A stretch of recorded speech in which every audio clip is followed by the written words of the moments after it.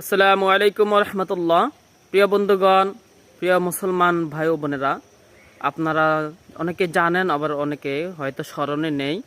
আপনাদেরকে স্মরণ করিয়ে দিতে চাই, জিলহজ মাসের 1 তারিখ থেকে 9 তারিখ পর্যন্ত রোজা রাখা সুন্নাত। যদি কোনো ব্যক্তি এই 9 দিন রোজা রাখে, আল্লাহ তাআলা তার আমল নামায় কবুলিয়ত হজের সওয়াব লিখে দেন। সুবহানাল্লাহ। এছাড়াও এই 10 দিনের আমল রয়েছে।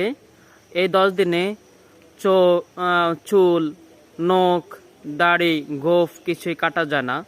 যদি না কাটেন তাহলে আপনি নবীর সুন্নত পালন করবেন।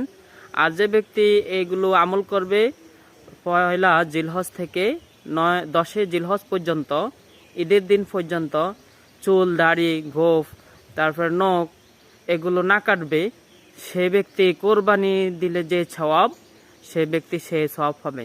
যদি কোনো ব্যক্তি কোরবানি দেয় এবং এই আমল করে, তাহলে তিনি দ্বিগুণ সওয়াব পাবেন। তো ইনশাল্লাহ আমরা এই আমলগুলো করব। এই বার্তা যদি ভালো লাগে তাহলে শেয়ার করে দিন, অন্যজনে জানতে পারবে।